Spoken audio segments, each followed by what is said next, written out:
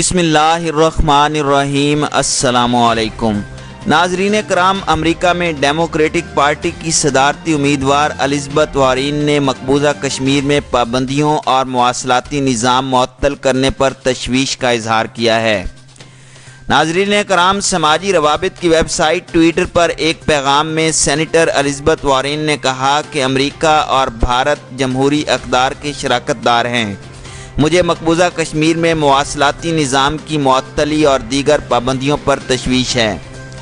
انہوں نے زور دیا کہ بھارت کو چاہیے کہ وہ کشمیر کے شہریوں کے حقوق کی پاسداری کو یقینی بنائے۔ خیال رہے کہ امریکی سینیٹر کشمیر کے بارے میں خدشات ظاہر کرنے والی دوسری بااثر امریکی سیاستدان ہیں۔ ناظرین کرام، گزشتہ روز بھارت نے مقبوضہ کشمیر کی موجودہ صورتحال کا جائزہ لینے کے لیے نئی دہلی جانے والے امریکی سینیٹر کو وادی کا دورہ کرنے سے روک دیا تھا۔ واشنگٹن پوسٹ میں شائع رپورٹ کے مطابق امریکی سینیٹر کرس ہولین نے بتایا تھا کہ انہیں رواں ہفتے بھارت کے دورے کے دوران مقبوضہ کشمیر میں جانے کی اجازت نہیں دی گئی۔ ناظرین کرام، واضح رہے کہ بھارت نے 5 اگست کو مقبوضہ کشمیر کی خصوصی حیثیت ختم کرنے سے قبل ہی وادی میں کرفیو نافذ کر دیا تھا، جبکہ وہاں پر تاحال مواصلات کا نظام بھی معطل ہے۔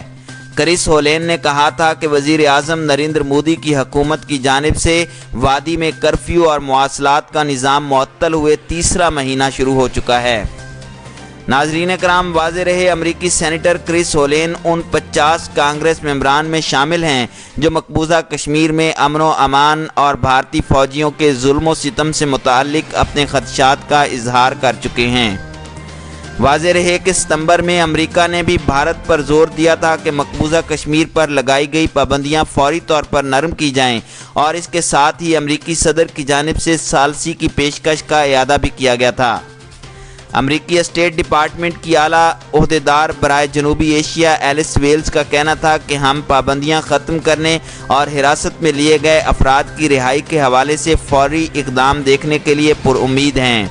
اس کے علاوہ اگست میں امریکی خاتون کانگریس رکن الہان عمر نے مقبوضہ کشمیر میں کشیدگی کم کرنے اور فوری طور پر مواصلاتی رابطے بحال کرنے کا مطالبہ کیا تھا۔ ناظرین کرام، پاکستان نے بھارتی آرمی چیف کی جانب سے پاکستان میں دہشت گرد کیمپوں کی موجودگی کے الزام کو ایک مرتبہ پھر مسترد کرتے ہوئے اسے مقبوضہ کشمیر میں انسانی بحران سے توجہ ہٹانے کی کوشش قرار دیا ہے۔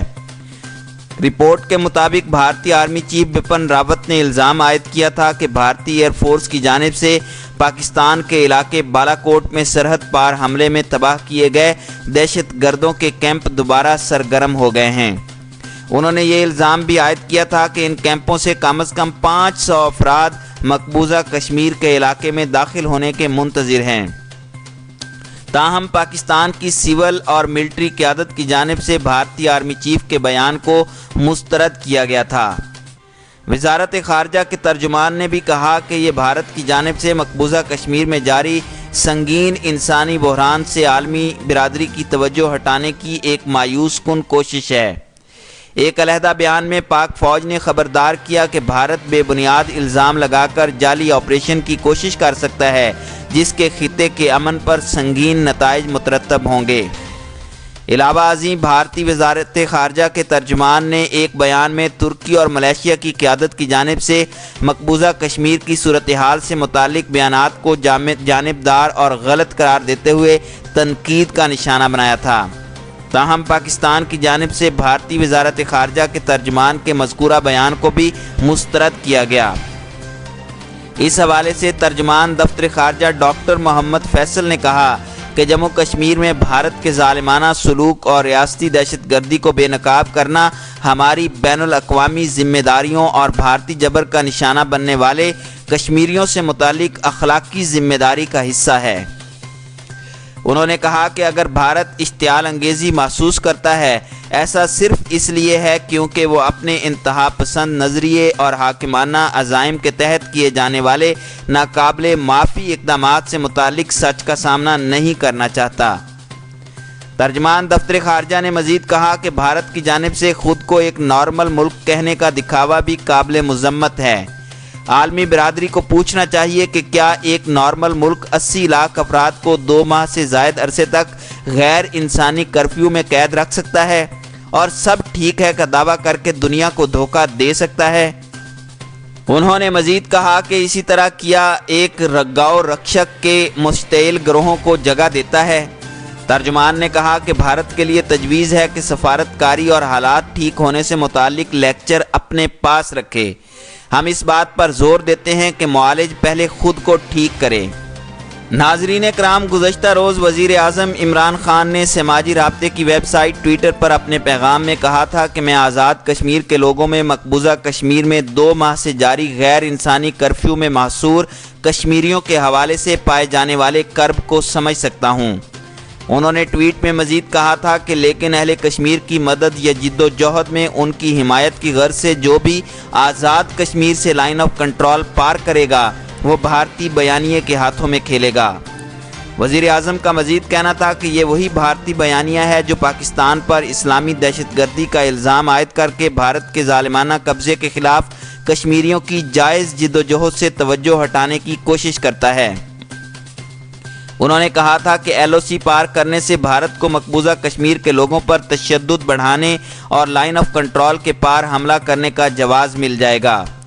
اس سے قبل وزیر اعظم عمران خان نے اقوام متحدہ میں اپنے خطاب میں عالمی برادری کو کشمیریوں کو حق خود ارادیت دلانے کے لیے بھرپور کردار ادا کرنے کا مطالبہ کرتے ہوئے خبردار کیا تھا کہ اگر بھارت نے کچھ غلط کیا تو ہم آخر تک لڑیں گے اور اس کے نتائج سوچ سے کہیں زیادہ ہوں گے۔ ان کا کہنا تھا کہ پاکستان میں کوئی شدت پسند تنظیم نہیں، لیکن بھارت ہم پر الزام لگا رہا ہے۔ ہم نے حکومت میں آنے کے بعد ان گروپس کے خلاف کارروائی کی اور اب وہاں اس طرح کے گروپس نہیں، اور اس بات کو ثابت کرنے کے لیے اقوام متحدہ کے مبصر گروپ کو دعوت دی تھی۔ یہ دہشت گرد گروپس کسی کے حق میں نہیں، کیونکہ اس سے ہماری دہشت گردی کے خلاف جنگ اور کوششوں کو نقصان پہنچے گا۔